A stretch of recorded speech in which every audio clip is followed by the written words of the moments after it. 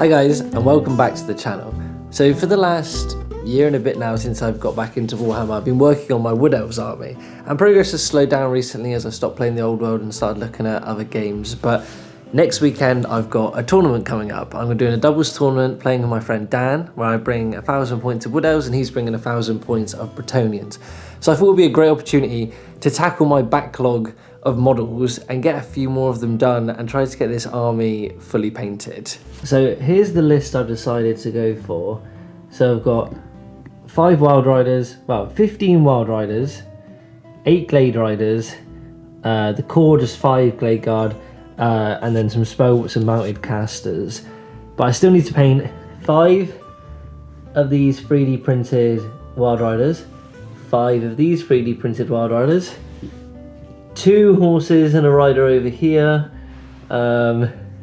This spellcaster needs finishing off, and I also need to do 4 more Glade Riders, which are on my desk over there.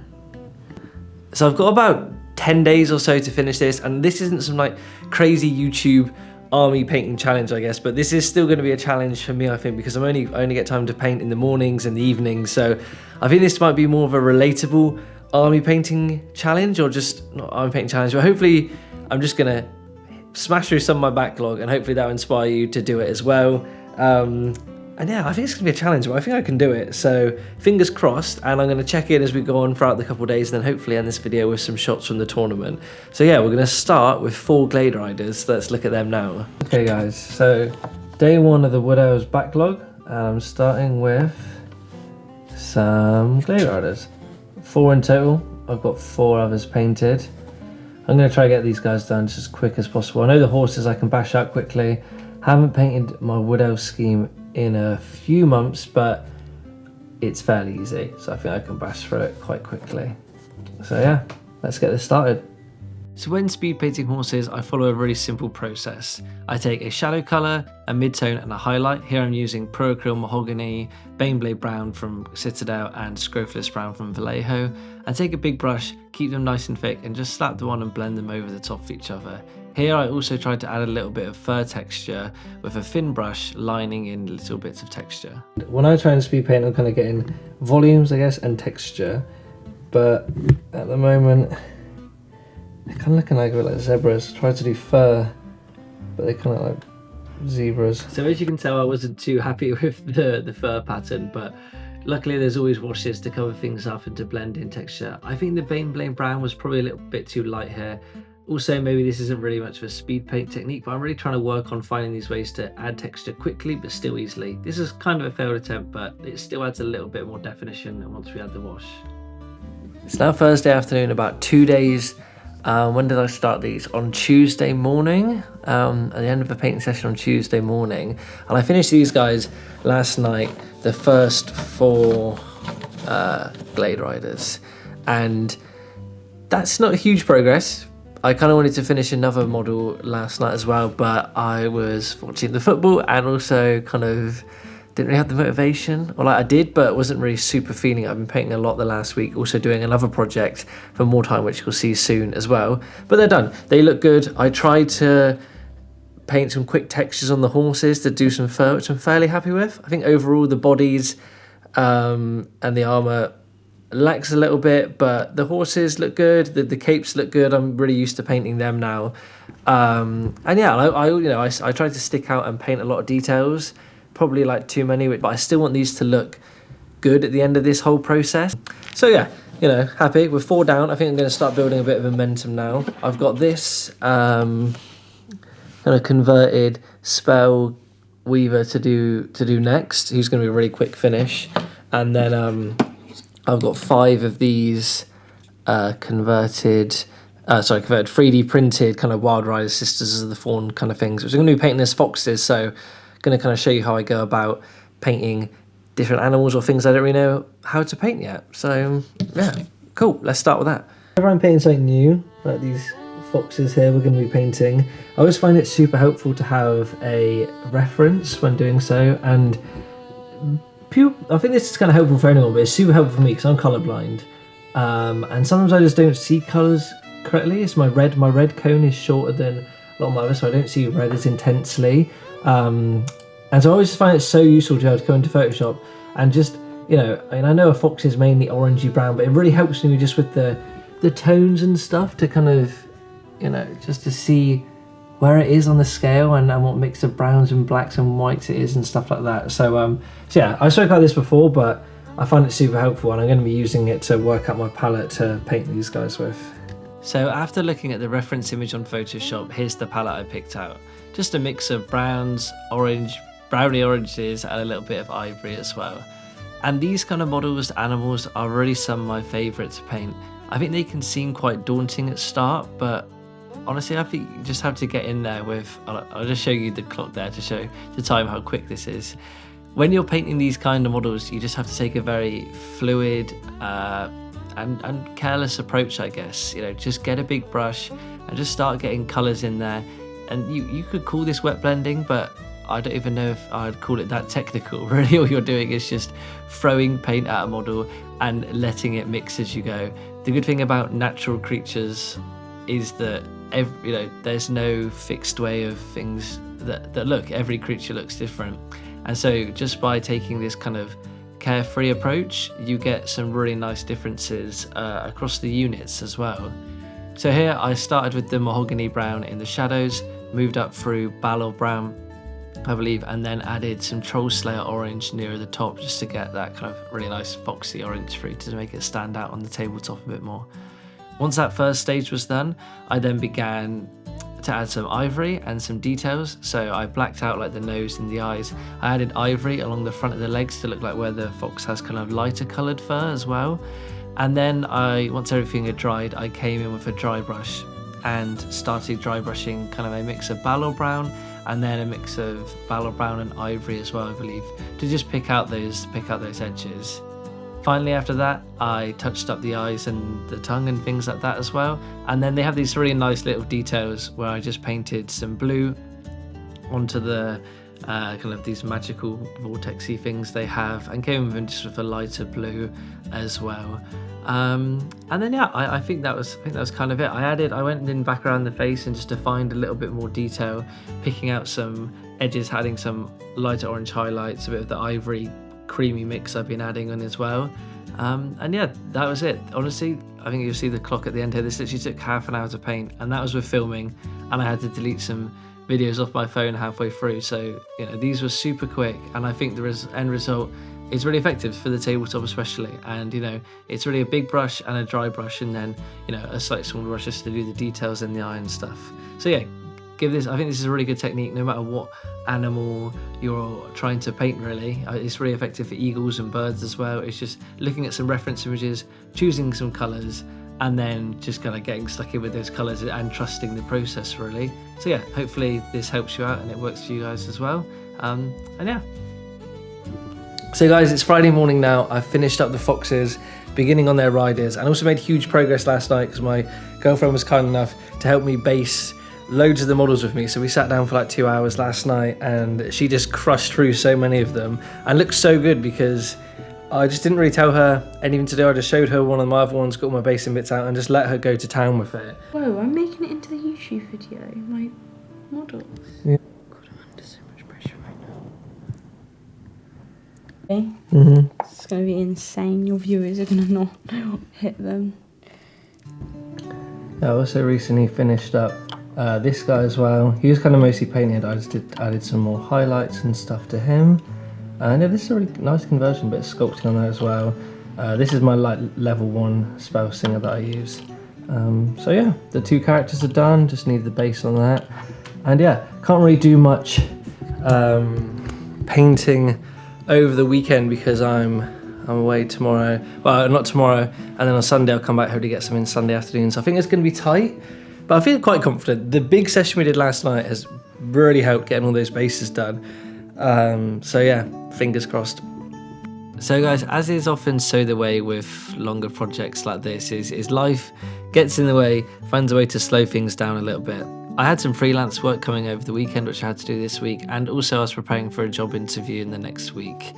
And really I just found that I didn't really have the energy to film and paint. Sometimes that just takes a lot more effort than just painting, and it was quite focused painting, so unfortunately I didn't really record much in this second week.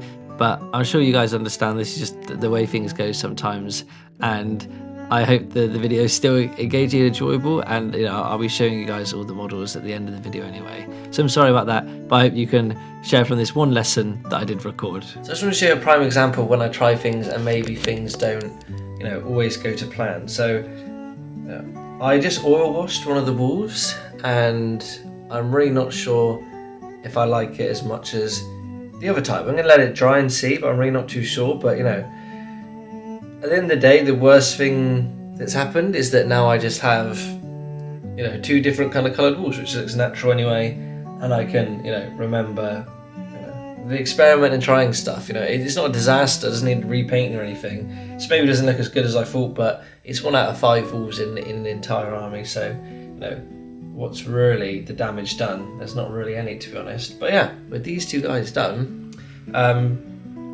that's it all finished. The army and all the models I need for tomorrow is finished. So I'm going to get them all on the table and give you a proper look at them.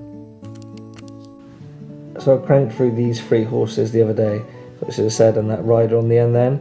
Honestly, this gave them such a super quick paint job. I think I did all 3 horses in the ride in an hour, but they're done, from a distance.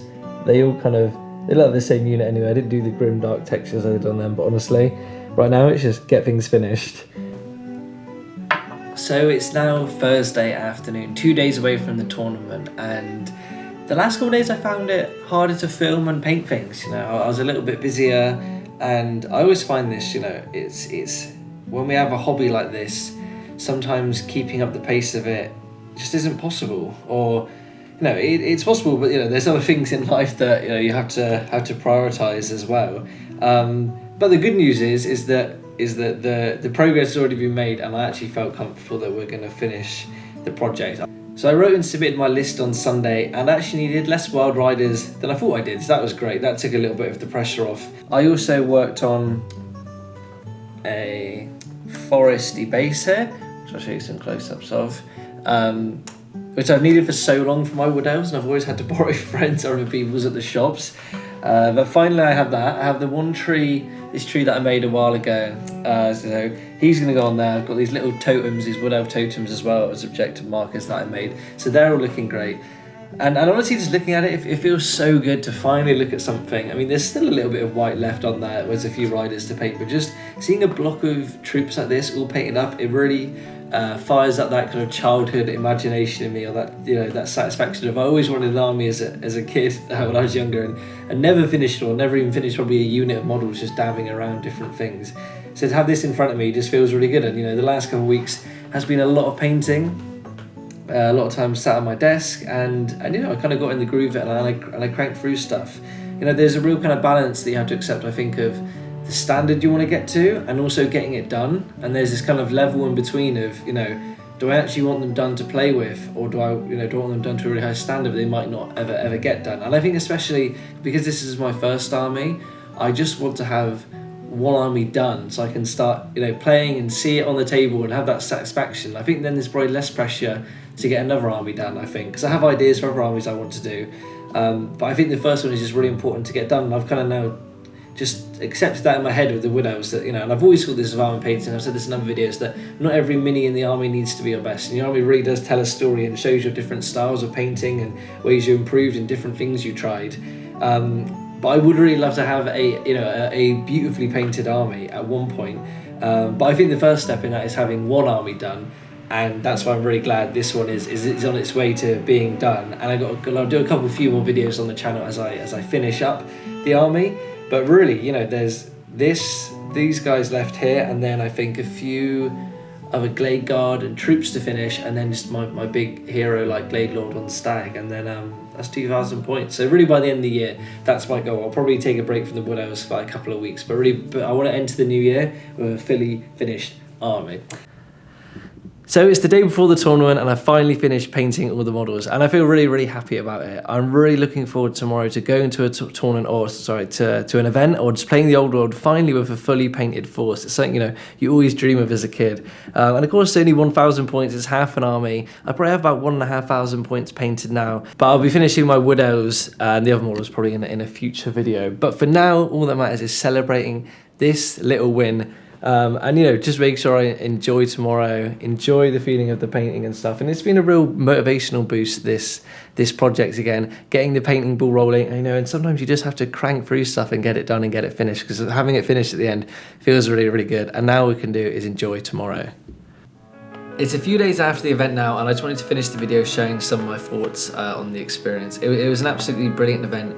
Jonathan, my friend who runs it, he's just an absolute encyclopedia of old world knowledge and tactics of the game, but he's not a gatekeeper in the slightest. He's always he taught me how to play. So many times he would spend games playing me, explaining rules and stuff, and he ran a great event. It was so useful having him there helping answer questions and stuff, and there was 10 or 12 players in total. There was 2 father and son teams as well, which was just brilliant. And yeah, me and my partner Dan, we had a really good time. Both of us are a little bit rusty with the old world, so we were quite very lenient with each other. We just had very fun. In game 1, some of my wood elves got wiped off the board in the first turn early because we didn't really read the deployment and team rules and stuff like that. And it was funny. And at the end of that game, I had 6 Glade Guard left. That's all I had left. And Dan threw his Bretonian trebuchet to try and hit some of our opponents' models, and it scattered and landed right on my unit, who lost half of them, and they all ran away and fled as well. So that was a highlight of the first game. In the second game, we played Jonathan, the TO, who was going a little bit easy on us for sure, but we had a moment where Dan's Grail Knight, or whatever they're called, the kind of Bretonian dukes or barons, he had Killing Blow, trying to kill a Chaos Spawn for about 5 or 6 goes just to roll 1/6, and he couldn't do it, and the Chaos Spawn had 1 go and literally ate the Baron in 1. And then we had these peasants who kind of had a revolt almost and crushed the Demon Prince in combat, because Jonathan accidentally sent him into combat, and our peasants won combat res, and the demon had crumble or something and just vanished. So it was a very thematic of a peasant uprising after seeing their baron getting eaten by a chaos spawn. So that was really good. But we just had a really great time, and it really brought back a lot of the fun of the old world to me. When I was playing before, I was getting a little bit frustrated with the game, just in the sense that I was new to it, and the Wood Elves are very unforgiving faction. But I think taking a step away from the old world, playing some more skirmish games, smaller games, I don't want to say light-hearted, but it's a little bit easier, a bit more fun, I think. They kind of have this perspective on the old world now of, it's going to take me a while to get good at it and learn the rules. But it's really worthwhile when you do, and playing with a full painted force is just super fun. And even so, yes, on the weekend I felt like I had a better understanding of the rules just from taking a break and coming back, so that was a really good feeling. So it's kind of really lit the fuse again to get back to the rule book, read some more rules, learn the rules again, play some more practice games, and just keep trying to improve and enjoy the game. And it's really given me a lot of motivation to finish up my Wood Elves force. So that's kind of on the docket, I guess, for coming up on the channel soon. Hopefully I'll finish them, maybe do an army showcase or something like that. And I'd like to talk about just kind of my thoughts about painting my first army as well, so maybe that'll be in the future. But for now, I just want to say a massive thank you for watching this video. I know it's been a bit of a longer one with less painting. I just kind of wanted to vlog this process a little bit more, because I knew it was going to be quite fast and it was going to be hard to film everything. So I hope that's been okay. The next video, it's going to have a little bit more painting as well, as I look at my Mordheim warband. So I hope you stick around, look forward to that. And as always, thanks for watching. I hope you're well, and I'll see you in the next episode. Cheers.